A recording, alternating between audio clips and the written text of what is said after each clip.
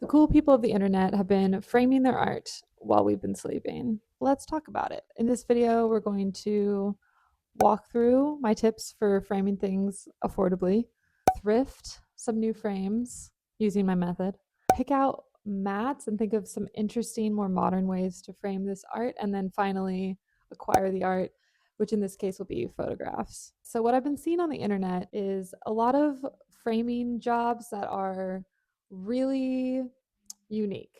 I've been seeing a lot of tiny art with large frames and large matting, colorful matting. I've been seeing multiple openings in the mattings with the frame off center.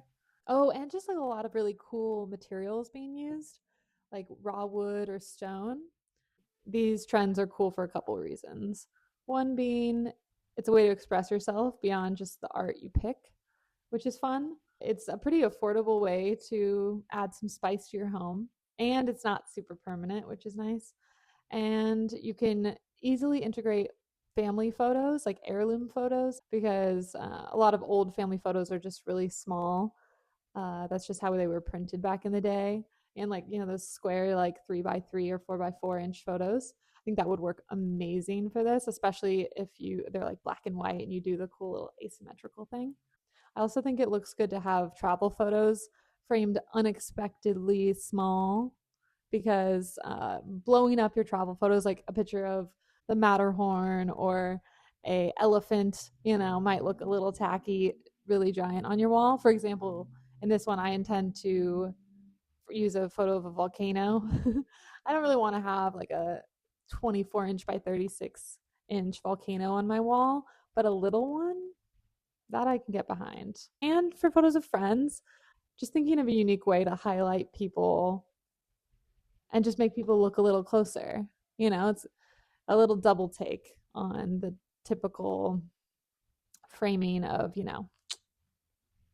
5x7. The gang's all here. So, anyways, with that, I'll touch on how I like to frame art typically. I feel like the typical methodology for framing is you acquire the art and then you find a frame and a mat that work with your art. And you probably have to purchase them, maybe even go custom, which could be like hundreds of dollars. So, the way I like to approach it is frame first. So, I typically go to a thrift store, especially if I want to find a really large frame because those can be expensive. So I'll start at the thrift store, find a frame, then work my way backwards. So find the art second. So if it's pictures of me and my friends and family, I'll just go get those printed in a size that is smaller than the frame. So either planning to fill up the frame entirely or smaller with some matting. This approach is nice because it gets the frame out of the way and you kind of build backwards. And then there's just so much art available that if you get a large frame, you can probably find some cool art that's smaller than it. So I'll show you an example of this in action. All right, so this frame I found at a thrift store for like $5, came with a matting, and I measured the opening. It's 8x10. So I went on Etsy and looked for 8x10 art, and I found this artist called Hi There, It's Max, and I really loved this original print. So I was able to support this artist because I got a cheap frame. All right, so let's take it to the thrift store. I was really pleased with the selection of large scale frames at this thrift store. There was a lot to choose from, and I always look at the back to see how hard it's going to be to get the piece out. And I like this one as well. So here I'm just admiring my catch, and this is what I brought home, these 5 frames. All right, so this first frame's pretty big. It's like 12x17. And I'm thinking we go full color drench, red on red, with this off center opening. So I'm going to do the volcano print in here. I think the contrast will be really nice. So for this one, we have this adorable wooden frame. I actually love how rounded it is. I was thinking we go tiny on this one, and I like the asymmetrical look, but I don't know, the trend might go away and I might get sick of it. So I'm just going to go centered on this one. As you can see, the inspo pic is centered and it looks so cute. All right, so for this big boy, the whole reason I bought a big one is because I wanted to frame these 45s I got in Japan. They're like small records with like a few songs on them. But I wasn't thinking properly, and the frame is not big enough to fit like 4 of these. I was hoping I could fit 4 or 3. I don't know what I was thinking, but it only fits 2 max, so I was just experimenting with the layout and what we could do here, but yeah, I'm not so sure about this one of how it's all gonna work out. 4 definitely doesn't fit, just verified that, but I'll probably just do these 2 off center, so we'll see on that one.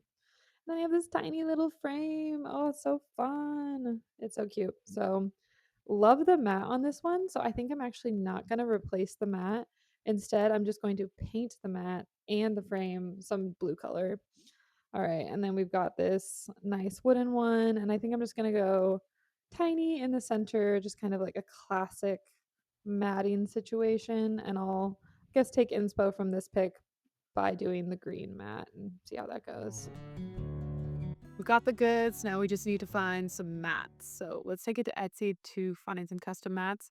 I will say you could DIY this portion of the project if you got some really heavy cardstock and had a tool like this to cut the openings. You would have to be extremely precise for it to look really good. And when you get mats, they're often cut at an angle, which just has that nice professional look to it. So for me, it's gonna be worth it to just have somebody cut the mats for me. I'm just typing in custom mats and I'm seeing a lot of options. And I'm looking for ones that make it clear you can really go rogue with your order. So the ones that say they can do multiple openings is attractive to me because I know I at least want one with multiple openings. So this looks fine to me. Look at all these awesome colors we have to choose from. All right, so let's pick out what colors we want for these frames and exactly where we want the openings for these mock-ups. I couldn't totally picture what I wanted for this one, so I decided to make a mock-up using this drawing app called Procreate on my iPad.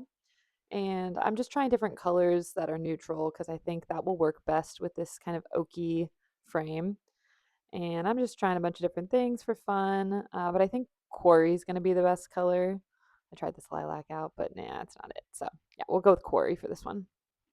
And then for this other one, this red on red, I was almost 100% sure I wanted to do red on red, but wanted to try it out anyways. So I was considering what it would look like to keep the black there. It does look pretty nice. And then since I'm going to have to paint the frame, it's probably not going to be a perfect match. So I'm kind of leaning into that. And I made the red frame slightly darker. So I thought the All American Red, the really bright one, would be the best option, but just trying out different things just to see, including this like super bright blue, but the bright red is kind of what I'm looking for. So there we go. These are all the final colors and sizes that I ordered from the mat store on Etsy. So these are all of them except the blue one that will be color drenched because I don't need to order a mat for that. So I'm going to send them my order with some very detailed mock-ups of exactly what I want. So I'll show you the pictures of the mock-ups now so you can see how detailed I went. So the mats arrived and they're exactly what I asked for, but we're not done yet. We have to paint these 2 frames. So I headed to Ace Hardware and picked up 2 spray paint bottles, deep blue and paprika. The deep blue color was actually a gloss finish, and I kind of wish I didn't pick that, so keep that in mind. And the paprika, I was worried it would be a little too orange, but it's coming out reddish orange, so that's all right. We've made it to the end of the project. So this is the big final reveal. So I'll show you each of them one by one and just talk about what my thoughts are on how it all turned out. All right, this one, it turned out all right. It's pretty cool. We've got our 245s, and I chose this kind of cream color. I realize it's pretty much exactly the color of our walls. I will say this one isn't my favorite, but I think it's interesting, and at least for a while, it's a fun way to display these EPUs. So I don't know. I give this one, give it 6 out of 10. 6 out of 10 in terms of my liking of this one. A good six, a strong six. I don't hate it. This little guy, I really like. I wasn't so sure when I was painting this one, just because the matte that I was gonna spray paint wasn't taking the paint very well. It was kind of looking splotchy, and now that I look at it in direct sunlight, it does still look a little bit splotchy. But you're never scrutinizing your framed artwork as much as you are when you first put it in. And let me tell you, framing's art. every time you do it, there's just one little speck of dirt, one little speck of dust, always getting in there. So, the way basically this one, if you look too closely and scrutinize it too thoroughly, it's going to be upsetting. So just don't put it in a dark little corner and let it be a fun pop of color. I'm gonna give this one an 8 out of 10 because it's a lot of fun and it was really inexpensive. And it's this great little picture of some random guy in Marseille jumping into the sea and all these younger men and boys watching, which is a lot of fun. So we like it. We'll take it. 8 out of 10. All right, this one is my boyfriend and his friend on a trip to Europe taking a picture of each other across the dinner table. And 10 out of 10. I'm obsessed with the two openings.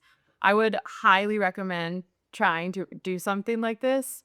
It's such an easy project. You don't even have to be on vacation. Just you're going out to dinner, take a nice photo of your partner, have them take the same photo of you across the table, and then just do these two openings. I just love it. I want to recreate this with me and my partner, not him and his friend. This is the red one. This one I really, really like. I'm going to give this a 9 out of 10. When I went to spray paint, oh, whoopsie. When I went to spray paint, I noticed that the spray paint I got, paprika, was pretty orange actually. And I was thinking, oh, maybe I went the wrong route. But I knew that I wanted the matte and the frame to be slightly different.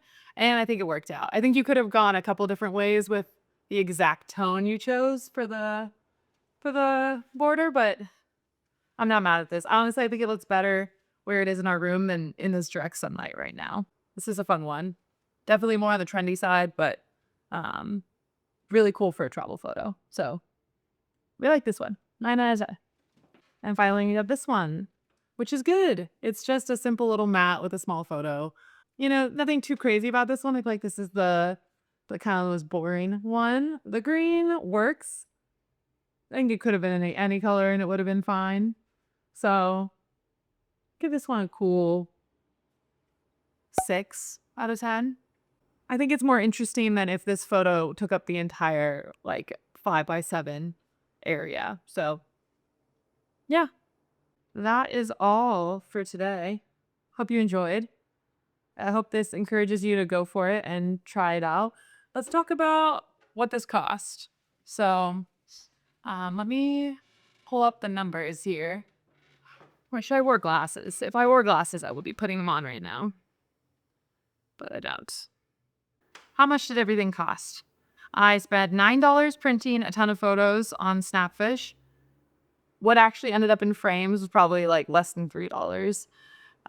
It was quick and cheap. The quality of the prints leaves a little bit to be desired, but they're not horrible, so it's fine. This isn't like a shining review of Snapfish.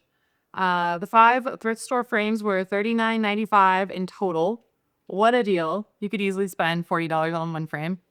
The 4 custom mats totaled to $57.64.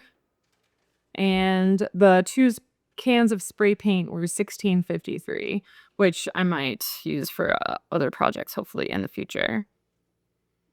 So let's add that up. All said and done, the materials cost me $117.12, which divided by 5 is about $23.40 per artwork. So I think that's totally reasonable. Definitely worth giving a try. So yeah, I hope you enjoyed.